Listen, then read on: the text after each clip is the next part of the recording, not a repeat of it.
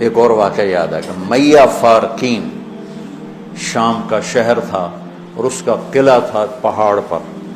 1 سال صحابہ اس کا محاصرہ کر کے پڑے رہے. خالد بن ولید جیسے فتح نہیں ہو سکا.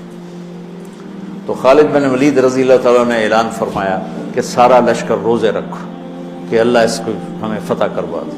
پہلے دن روزہ رکھا گیا. خالد بن ولید افطاری کے لیے خیمے میں آئے تو افطاری کوئی نہیں تھی. تو ان کو خیال آیا غلام میرا بیمار ہوگا, انہوں نے پانی پی کے روزہ افطار کر لیا. اگلے دن پھر ان کو خیال آیا, اگلے دن آئے تو پھر افطاری کوئی نہیں. پھر ان کو خیال آیا کہ غلام بیمار ہوگا, پانی پی کے افطاری کر لیا. تیسرے دن پھر افطاری کوئی نہیں تو اس کو بلا لیا. کہا بھائی خیریت ہے, آپ بیمار ہیں؟ کہا جی نہیں. کہا میری افطاری نہیں ملتی مجھے. کہا جی میں تو روز رکھتا ہوں. کدھر؟ کہا جی خیمے میں. کہاں چلی جاتی؟ کہا جی مجھے کیا خبر, میں تو رکھ کے چلا جاتا ہوں. کہا اچھا آج پہرا دیں. تو جب اس نے لا کے افطاری رکھی اور یہ ایک طرف چھپ کے بیٹھ گئے تو ایک کتا آیا اور خیمے کے پیچھے سے وہ گھسا اور وہ جو روٹی پڑی تو اس کو منہ میں ڈالا اور بھاگ پڑا. خالد بن ولید فرمانے لگے یہ کچھ اس کے پیچھے راز ہے. انہوں نے کتے کے پیچھے دوڑ لگا دی اور کتا آگے آگے, خالد بن ولید پیچھے پیچھے. تو وہ کتا ایک ندی سی تھوڑے تھوڑے پانی والی ندی میں گھسا, وہ بھی گھسے. آگے ایک چھوٹا سا سوراخ تھا, اس میں گھس گیا. خالد بن ولید لمبا قد اور پتلے جسم کے تھے, دیکھنے میں لگتے تھے جیسے کہ کوئی مکے دی مار ہیں لیکن انہوں نے پہاڑوں کو راستے سے ہٹا دیا. سیف اللہ, اللہ کی تلوار. زید بن, آپ نے موتا کا لشکر بھیجا تو آپ نے کہا تمہارے امیر ہیں زید بن حارثہ, یہ شہید ہو جائیں تو پھر جعفر ہیں آپ کے چچا زاد, یہ شہید ہو جائیں تو پھر عبداللہ بن رواحہ, یہ شہید ہو جائیں تو پھر جس کو چاہو امیر بنا لینا. تو خالد بن ولید رضی اللہ تعالیٰ عنہ کی پہلی جنگ تھی یہ موتا. اسلام لائے اور یہ جنگ پیش آ گئی, صلح حدیبیہ کے بعد کی بات ہے.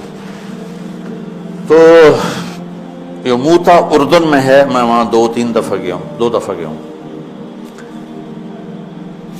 زید بن حارثہ شہید ہو گئے تو جعفر تیار کیوں کہتے ہیں ان کو؟ کہ ان کو جھنڈا پکڑا تو انہوں نے ہاتھ کاٹ دیا, تو انہوں نے دوسرے ہاتھ میں لے لیا, انہیں وہ ہاتھ کاٹ دیا, تو کٹے ہاتھوں سے جھنڈے کو یوں چمٹا لیا, انہیں پیچھے سے کاٹ دیا تو جھنڈا گر گیا. تو اللہ کے نبی مسجد نبوی میں بیٹھے ہوئے تھے اور فرما رہے تھے زید آگے بڑھ رہا ہے اور قتال کر رہا ہے اور وہ قتل ہوا اور وہ گیا جنت میں. پھر آپ نے فرمایا اب جھنڈا جعفر نے اٹھایا ہے اور وہ آگے بڑھا ہے, اس کے دونوں ہاتھ کٹے اور وہ گرا اور وہ گیا جنت میں. اور اس کے دونوں ہاتھوں کے بدلے میں اللہ نے جعفر کو 2 پر دے دیے ہیں جس سے وہ جنت میں اڑتا پھرتا ہے.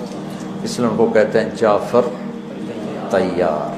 یہ اللہ کے نبی کی خوشخبری تھی کہ جعفر کو اللہ نے 2 پر دیے جس سے وہ جنت میں اڑتا پھرتا ہے. پھر آپ نے کہا اب جھنڈا اٹھایا عبداللہ بن رواحہ نے, وہ آگے بڑھا, قتال کیا, قتل ہوا اور تھوڑے لمحے کے بعد فرمایا وہ گیا جنت میں. جھنڈا گر گیا, اب کوئی اٹھانے کی ہمت نہیں رکھتا. تو ثابت بن اکرم ایک انصاری صحابی ہیں, انہوں نے جھنڈا اٹھایا, کبھی جھنڈا پکڑو, جھنڈا پکڑو, ہاتھ سے نکل رہی ہے جنگ. تو لوگوں نے کہا تو ہی پکڑ لے, تو بدری آدمی. ثابت بن اکرم بدری صحابہ, کہا بھائی میرے بس کا نہیں ہے, کسی اور کو پکڑاؤ. تو افرا تفری میں کس کے منہ سے نکلا خالد کو پکڑاؤ, وہ نہیں پتا چلا, شور شرابہ تھا. تو کسی نے کہا خالد کو پکڑاؤ, یہ کہنا تھا کہ سب نے کہا خالد کو دو, خالد کو دو. اب اللہ کے نبی خاموشی سے اوپر دیکھ رہے ہیں, سے سامنے سناٹا ہے اور ادھر یہ ہو رہا ہے. تو آخر سب نے کہا خالد تو وہ جھنڈا اٹھا. وہ کہنے لگے میں تو نیا مسلمان ہوں اور میری پہلی جنگ ہے, بابا کسی پرانے آدمی کو دو. تو سب کہیں تو ہی لے, تو ہی لے, تو ہی لے. تو خالد نے ایک ہاتھ میں جھنڈا پکڑ کے دوسرے ہاتھ سے جب یوں تلوار لہرائی نا, تو میرے نبی نے فرمایا اب اللہ نے اپنی تلواروں میں سے ایک تلوار کو نکال لیا ہے. سیف اللہ, سیف اللہ. اس دن آپ کے ہاتھ سے 9 تلواریں ٹوٹیں لڑتے لڑتے.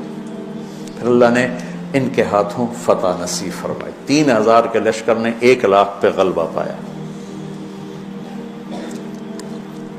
پانی پڑھو۔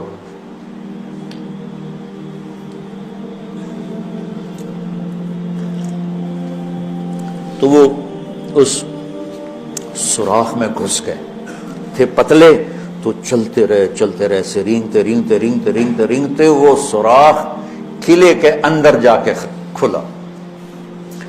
اللہ نے روزے کی برکت سے ایک کتے کے ذریعے سے راستہ دکھا دیا۔ تو حضرت خالد بن ولید نے کہا بھائی 100 آدمی تیار ہو جاؤ، پتلے پتلے، آج رات فتح ہے انشاءاللہ۔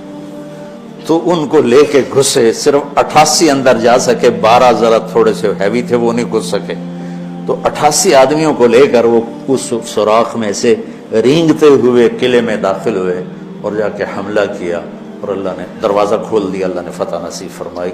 تو روزہ اور نماز دنیا اور آخرت کے کام بنانے کا وسیلہ اور ذریعہ ہے، اگر ہم اس کو یقین کے ساتھ کریں۔ جب مشکل پیش آئے اپنا ظاہری سبب بھی اختیار کرو اور نماز بھی پڑھو۔